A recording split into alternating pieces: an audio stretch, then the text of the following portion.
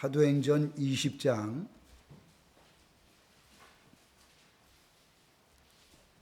17절부터 24절까지입니다. 제가 봉독을 합니다. 바울이 밀레도에서 사람을 에베소로 보내어 교회 장로들을 청하니 오매 그들에게 말하되 아시아에 들어온 첫날부터 지금까지 내가 항상 여러분 가운데서 어떻게 행하였는지를 여러분도 아는 바니 곧 모든 겸손과 눈물이며 유대인의 관계로 말미암아 당한 시험을 참고 주를 섬긴 것과 유익한 것은 무엇이든지 공중 앞에서나 각 집에서나 거리낌 없이 여러분에게 전하여 가르치고 유대인과 헬라인들에게 하나님께 대한 회개와 우리 주 예수 그리스도께 대한 믿음을 증언한 것이라. 보라, 이제 나는 성령에 매여 예루살렘으로 가는데 거기서 무슨 일을 당할는지 알지 못하노라. 오직 성령이 각 성에서 내게 증언하여 결박과 환난이 나를 기다린다 하시니 내가 달려갈 길과 주 예수께 받은 사명 곧 하나님의 은혜의 복음을 증거하는 일을 마치려 하면은 나의 생명조차 조금도 귀한 것으로 여기지 아니하노라. 본문 말씀을 가지고 바울의 사명 감당 모습이라는 제목을 가지고 하나님의 말씀을 증거하겠습니다. 사도 바울은 사도행전 9장에 보면 예수를 믿는 사람들을 굉장히 싫어했습니다. 핍박을 하고 돌로 쳐 죽이기도 하고, 그리고 그 사람들을 감옥에 가두는 그런 일들을 앞장서서 한 사람이 사도 바울입니다. 그런데 다메섹에 가는 도중에 하나님께서 이 사울을 하나님의 음성으로 불렀습니다. 예수님께서 사울아 사울아 네가 어찌하여 나를 핍박하느냐. 이 음성을 듣고 거꾸러졌는데 거기에서 눈이 멀어버렸습니다. 그때 아나니아를 보내서 그에게 안수할 때 이 장님이 된 것이 눈이 열려지고 성령이 그에게 임함으로 말미암아 즉시로 예루살렘에 올라가서 하나님의 복음을 증거한 사람이 사도 바울입니다. 할렐루야. 사도 바울은 지금으로 얘기하면 서울대학교와 같은 가말리엘 최고의 좋은 학교에서 공부한 사람이에요. 근데 예수를 알고 성령을 받고 난 뒤에 자기가 가지고 있는 모든 지식을 다 배설물, 쓰레기처럼 버렸다. 오직 내가 알고 내가 증거하는 것은 예수님의 십자가, 예수님의 부활에 대해서 증거하겠다. 이렇게 말씀하신 분이에요. 이 사도 바울이 하나님 앞에서 사명을 받았는데 이방인들에게 복음을 증거하는 사명을 받았어요. 그 중에서 에베소 교회에서 3년 동안 사역을 했는데 여기에 보면 에베소에 갈 수 있는 시간이 너무너무 안 돼가지고 밀레도에서 그 에베소에 있는 장로들을 청했습니다. 그리고 마지막 고별 설교를 하는 모습을 보여주고 있어요. 이 에베소의 모든 성도들에게는 마지막과 같은 장로들에게 말씀을 하고 있는 거예요. 여기에 보면 곧 모든 겸손과 눈물이며, 사도 바울은 겸손했어요. 늘 눈물을 흘리면서 기도하고 복음을 증거했어요. 유대인의 관계로 말미암아 당한 시험을 참고 주를 섬긴 것과 유익한 것은 무엇이든지 공중 앞에서나 각 집에서나 거리낌 없이 여러분들에게 전하며 가르쳤다. 이렇게 말씀을 했어요.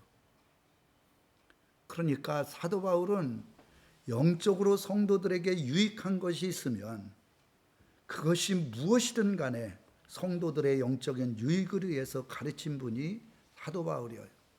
큰 눈물을 흘리면서 기도하고, 그리고 어떠한 시험과 어려움이 있더라도 주를 섬기는 데 인내하면서 끝까지 사명을 감당한 사람이 사도 바울입니다.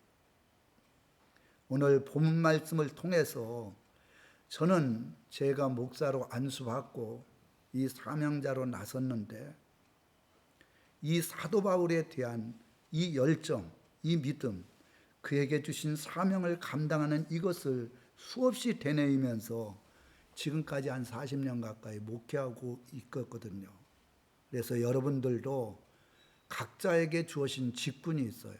저에게는 목사의 직분, 장로님은 장로의 직분, 장립집사는 장립집사의 직분, 권사는 권사의 직분, 또 찬양대는 찬양대의 직분, 교사는 교사의 직분이 있어요. 이런 직분자들이 어떻게 사명을 감당해야 될 것인가, 이거에 대해서 한 3가지로 증거하려고 합니다. 첫째는 22절에 한번 보세요. 보라, 이제 나는 성령에 매여 예루살렘으로 가는데. 첫째는 성령에 매여 예루살렘으로 간다는 거예요. 성령의 인도하심을 따라 예루살렘에 가서 복음을 증거하겠다는 거예요. 한마디로 얘기를 해서 성령님께 붙들려 갖고 사명을 감당했다, 이렇게 말할 수가 있어요. 아멘. 직분자들은 반드시 성령을 받아야 된다는 거예요. 아멘. 성령을 받지 아니하고 목회하는 사람처럼 힘든 사람이 없다. 어느 분이 그런 얘기를 했어요. 그래서 여기에 매여, 이것은 첫째는 결박하다, 두 번째로는 묶다, 세 번째로는 조이다. 완전히 성령의 지배를 받고 결박을 받고 묶임을 당하고 성령님에게 조여서 온전히 성령의 포로가 된 그런 사람이 사도 바울이었다는 거예요. 여러분, 제가 신학교에 가서 공부를 했잖아요. 그런데 저는 참 하나님 앞에 이 한국의 신학교를 위해서 기도할 때 다른 거 가르치지 말고 성령을 받게 하는 것이 바로 이 대한민국이 사는 길이다. 아멘. 예수님은 12 제자들에게, 120문도에게 다른 얘기 하지 않았어요. 예루살렘 떠나지 말고 성령을 받아라. 아멘. 그거 한 가지만 마지막 유언처럼 부탁하고 하나님의 나라에 가셨어요. 예수님은 못 배운 사람, 직업이 어떤 사람이냐, 아니면 그 사람이 사는 것이 어떤 것이냐, 그런 것 생각지 아니하고 주님의 마음에 합한 사람들을 불렀는데 전부 거의 배우지 못하고, 그리고 어촌에 살고 시골에 살고 이런 사람들을 불렀어요. 그들이 오순절 마가다락방에서 성령이 임하니까 그들은 전 세계를 변화시키는 위대한 사람이 됐어요. 저는 D.L. 무디라고 하는 목사님, 그분은 초등학교도 제대로 졸업하지 못했는데 어느 날 성령의 거룩한 은혜에 대한 말씀을 증거하는 목사님의 말씀을 듣고 큰 소원이 성령을 받는 거였어요. 성령을 받으면 완전히 사람이 변화됩니다. 근데 어느 날 길가를 지나가는데 갑자기 막 마음이 설레지고 뜨거워지니까 걸어가던 길을 멈추고 옆에 가서 기도하는데 거기에 성령의 불이 임함으로 너무너무 성령의 불이 임해서 뜨거우니까 하나님 성령의 불을 꺼주세요. D.L. 무디는 정말 전 세계에 다니면서 이 복음을 증거할 때 수백만 명을 구원시키고, 그분이 강대상에 오르면 5분도 안 돼갖고 그 D.L. 무디 목사님 앞에 나와서 울고 회개하는 역사가 일어난 거예요. 그분은 초등학교밖에 졸업하지 못했어요. 세상 말로 하면 무식한 사람이었어요. 그런데 성령님이 역사를 하니까 수많은 사람들이 그분의 메시지를 듣고 회개하고 돌아오는 역사가 일어났어요. 할렐루야.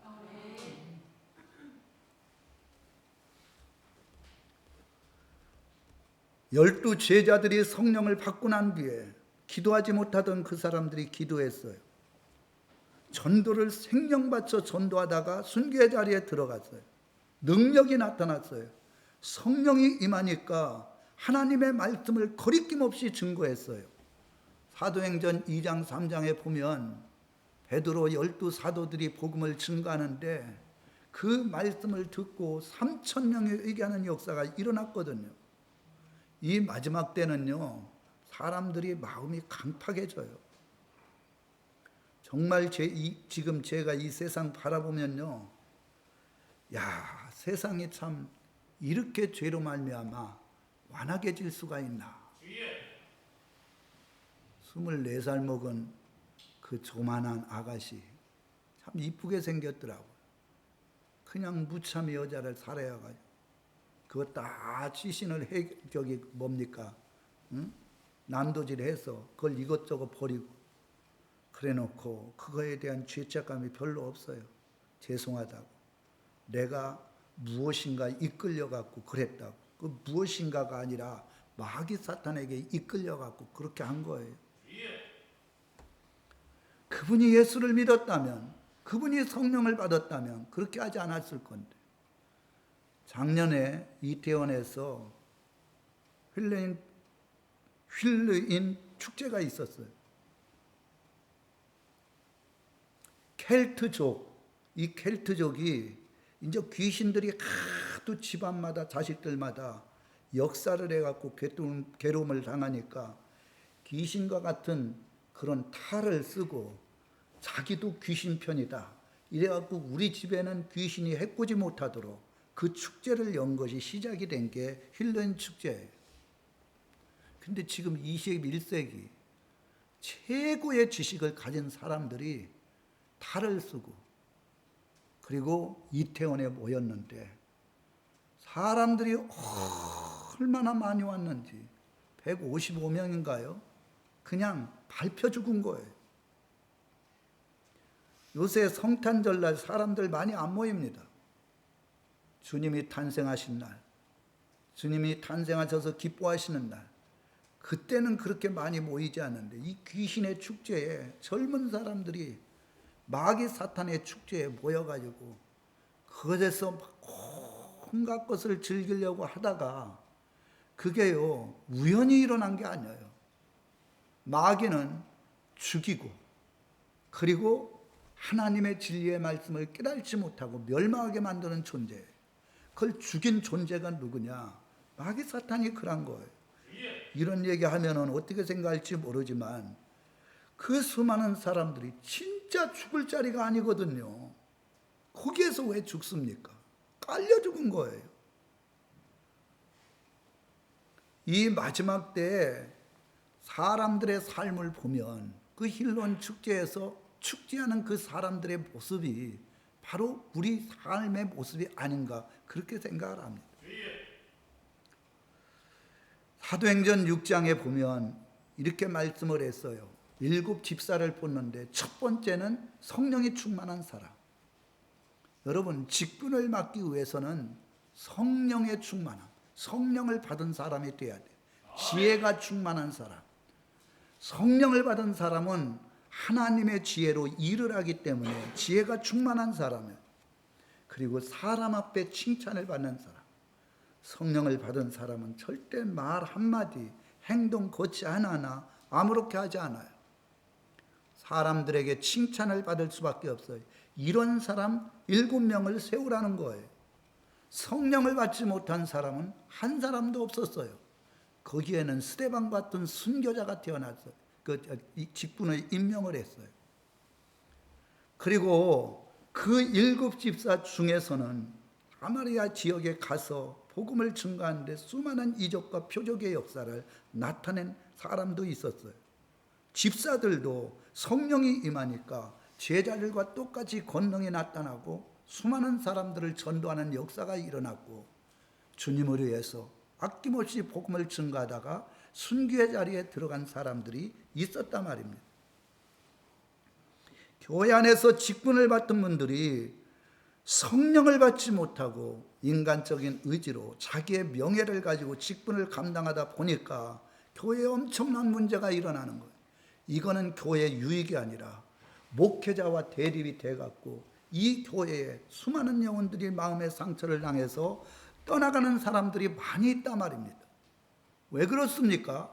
성령을 못 받으니까 기도하지 아니하고 기도를 하더라도 성령의 인도함을 받지 못하니까 그냥 여기 가서 이런 얘기하고 저기 가서 저런 얘기하고 그리고 목회자 비방하고 대적하다가 결국 하나님 앞에 심판을 받는 경우들이 너무나 많이 있거든요.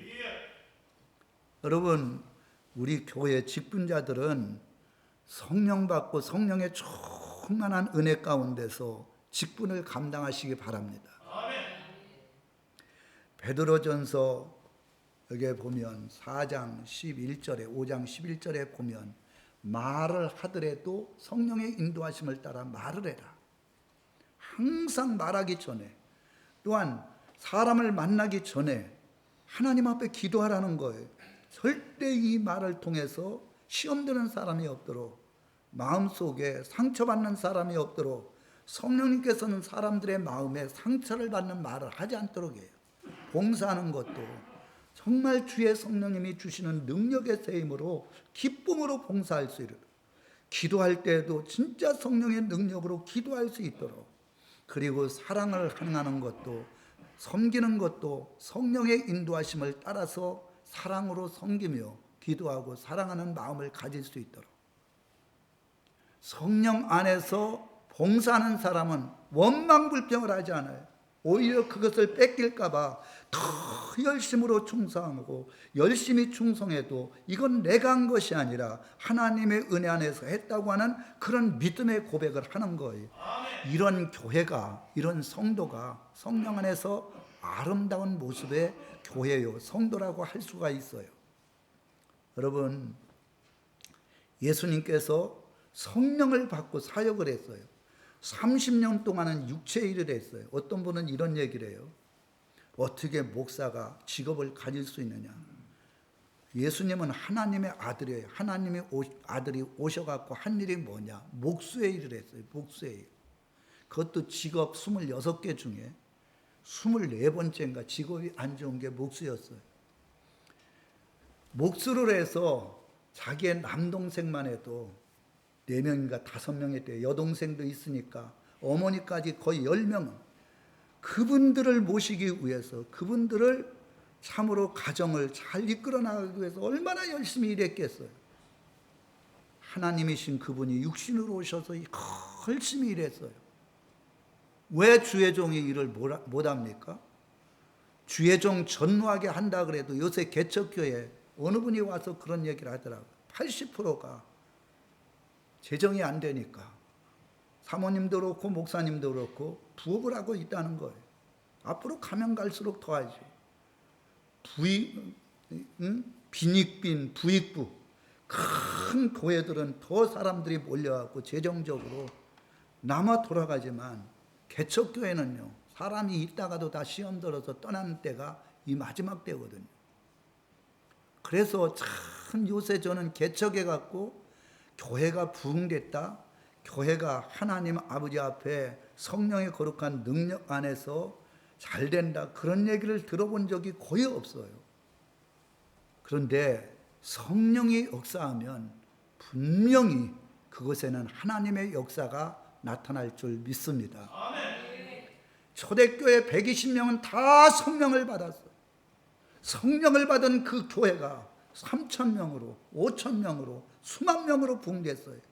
교회가 부흥 안 되는 게 뭐냐? 성령 안에서 하나가 안 되고 성령을 받지 못한 사람들이 이곳저곳에 있기 때문에 하나가 될 수 없어요. 그러니까 이 교회가 하나님이 기뻐하는 교회가 될 수가 없으니까 교회 부흥이 더디고 교회에 여러 가지 문제가 발생이 됩니다. 사도 바울은 성령을 받자마자 뭐 어디 가서 교육받지도 아니하고 예루살렘에 가서 복음을 증거하다가 핍박과 고난을 당하고 안 되겠다 해갖고 아라비안 광야에 가서 3년 동안 기도하면서 하나님의 말씀을 받아 마지막 순교의 자리에 들어갈 때까지 복음을 증거한 사람이 사도 바울입니다. 성령님, 그 사도 바울도 성령을 받았고 12 제자들도 다 성령을 받았어요. 성령을 받지 아니하면 직분을 감당하지 못한다는 거예요. 여러분, 초대교회가 다 성령을 받은 것처럼 목사인 제가 성령의 불을 받았잖아요. 그러면 우리 성도님들도 다 성령을 받고 영적인 눈이 열리고 영적인 귀가 열리고 영적인 입이 열리고 정말 성령을 받은 사람, 제가 거제도에 있을 때 성령을 받은 이분이 피아노를 배운 적이 없어요. 저는 제가 눈으로 똑똑히 보고 그분이 전도사님인데 기가 막히게 피아노를 치는 거예요. 그래서 야, 우리 전도사님 어디서 피아노를 그렇게 배웠냐 그랬더니 저 피아노 배운 적 없습니다. 그럼 어떻게 피아노를 치냐 그랬더니 하나님께서 이 피아노를 칠 수 있도록 은혜를 베풀어 주더라는 거예요. 그리고 이 성령을 받은 이 전도사님은 찬송가가 지금 600몇 장이잖아요. 몇백 곡을 다 해워가지고 하여간 저녁 8시, 9시부터 철야를 하면 새벽 5시까지 찬송을 해요. 그래서 어떻게 그렇게 찬송가를 다 외웁니까? 그랬더니 성령님이 외우게 하니까 외워진다는 거.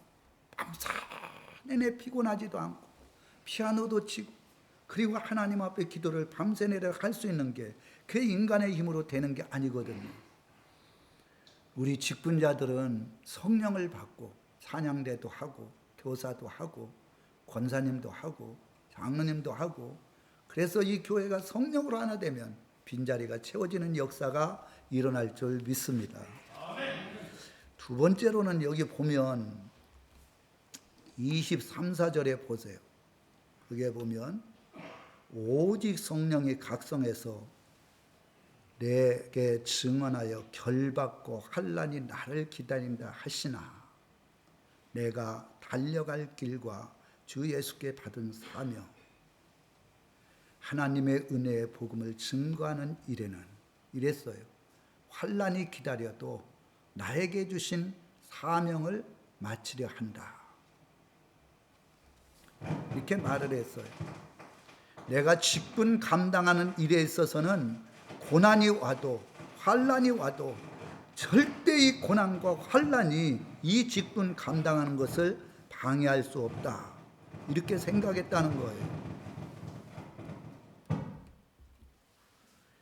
여기 환난이라는 것은 상처, 고통, 그리고 고뇌 이런 뜻을 가지고 있어요. 때로는 이 직분을 감당하다 보면 많은 상처를 받습니다. 열심히 하는데도 그거를 이겨야 돼요. 사도 바울은 그것을 이겼어요. 육체의 고통이 따랐어요. 몽둥이로 40대 가만매를 한나 가만매를 5번이나 맞았대요. 40대를 때리면 안 되는 규정이 있기 때문에 몽둥이로 39번을 5번이나 맞았어요. 한번 생각해 보세요. 몽둥이 가지고 남자도 그거 맞으면 감당 못하는데 키도 조그만하고 몸도 안 좋은데 39번을 5번이나 맞아. 강의 위험, 강도의 위험, 굶주림의 고통. 성경에 보면 사도 바울이 그런 환난과 고통과 어려움이 있고 그리고 2단이니 3단이니 온갖 욕을 해도 그 환난을 믿음으로 이겼다는 거예요. 나를 기다린다 하시나 내게 맡겨주신 그 사명을 감당한 일에는 내가 조금도 그런 문제 때문에 뒤로 물러가지 않겠다. 이렇게 말씀을 했어요.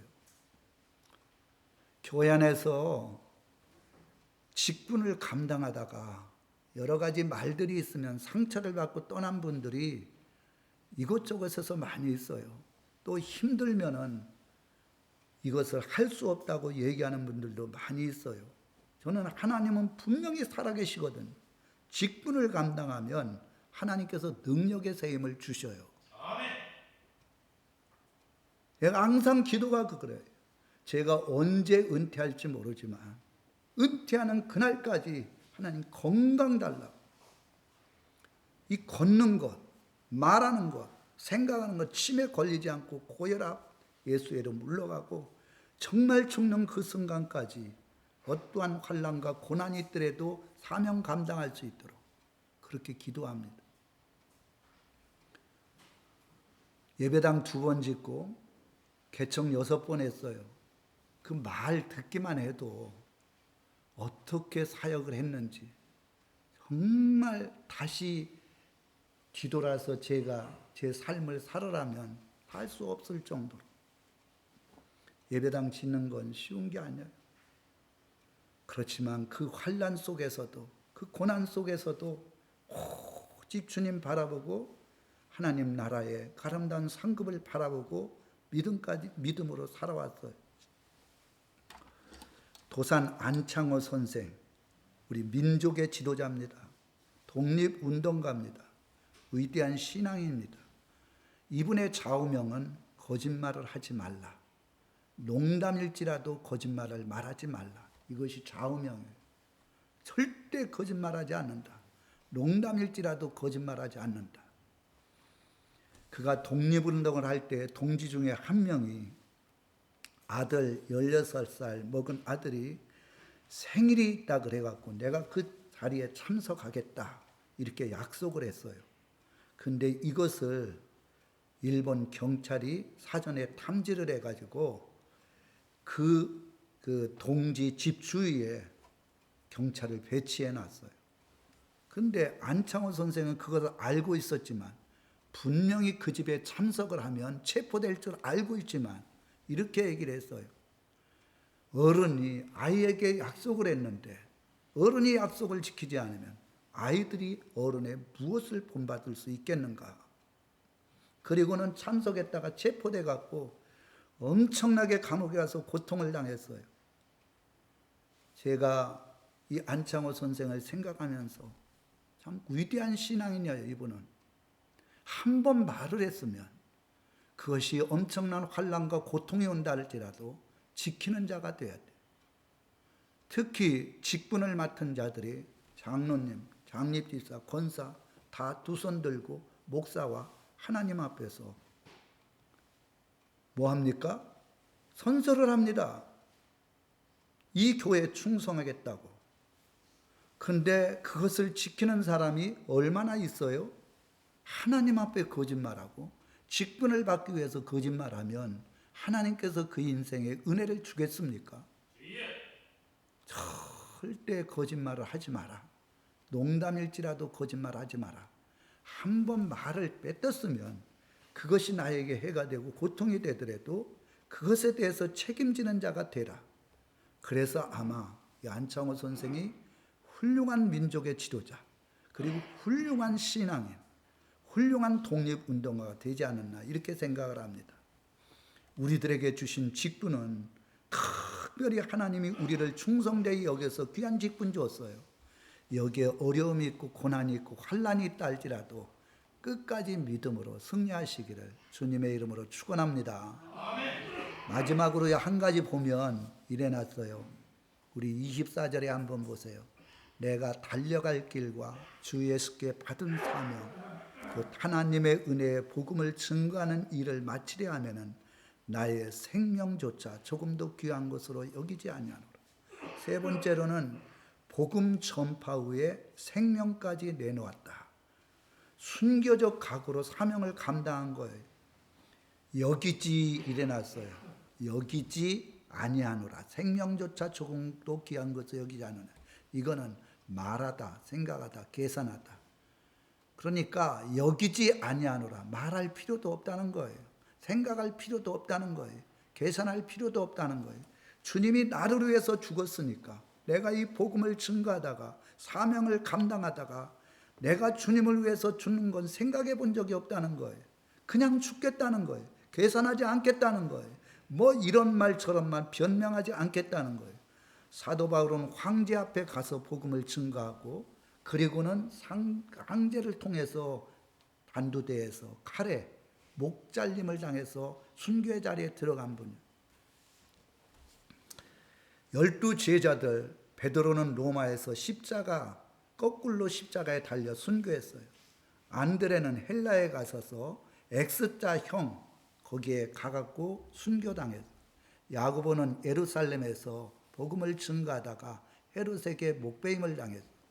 요한은 밤못섬에 유배되고 그리고 밤못섬에서 풀려나와서 끝까지 복음을 증거하다가 이 계시록의 말씀을 쓰고 자연사하셨어요. 빌립은 부르기아에서 기둥에 매달려 죽었어요. 도마는 인도에서 전도하다가 활에 맞아 죽었어요. 바돌로메는 알바니아에서 기둥에 달려서 죽었어요. 마태는 에디오피아에서 전도하다가 목베임을 당했어요. 시몬은 애굽에서 유대국으로 가서 복음을 증거하다가 활에 맞아 죽었어요. 마가는 알렉산드리에서 기도하다가 순교했어요. 유다, 가룟 유다가 아니라 야곱의 아들 유다는 바사에 가서 전도하다가 화살에 맞아 죽었어요. 가룟 유다를 대신해서 마띠아는 에디오피아에 가서 전도하다가 돌에 맞아 죽었어요. 사도 요한도 끓는 가마에 놓지만은 죽지 않아가지고 밤못섬에 유배된 거거든요. 순교자나 마찬가지예요. 12 제자들은 성령을 받고 복음을 증거하다가 다 순교의 자리에 들어갔어요. 우리들에게 주신 직분은 정말 귀한 거거든요. 이 땅에서 잠시 잠깐 살다가 순교의 자리에 들어가면 하나님의 나라에서 영원토록 상급이 있고 면류관이 있는 거예요. 제 소원이 뭐냐 이렇게 묻는다면 전 종말의 복음을 증거하다가 순교의 자리에 들어가는 거예요. 늘 그 기도를 하고 있어요. 이게 최고의 축복인 거예요. 죽음을 두려워하지 아니하고 죽으면 죽겠다는 믿음을 가지고 사명을 감당할 때 죽고자 하는 자는 살고 살고자 해갖고 힘드니까 그 직분을 내팽개치는 사람은 하나님께서 심판하신다는 거예요. 주님을 위해서 죽고자 하면 주님은 반드시 살아계시거든요. 그런 사람들에게 함께 해주시는 거예요. 그런 자들에게 하나님의 나라의 상급과 면류관으로 하나님이 은혜를 베풀어 주시는 거예요. 이제 말씀을 맺겠습니다. 사도 바울은 정말 환난이 기다려도 직분을 잘 감당, 복음을 증거하는 일에 생명을 내걸고 증거하다가 순교의 자리에 들어가고 성령을 받고 성령에 이끌려서 오직 하나님의 사명을 감당했어요. 직분자들이 성령 받고 성령에 이끌려서 자기의 직분을 잘 감당하고 죽도록 충성하는 그런 일꾼들이 되시기를 주님의 이름으로 축원합니다.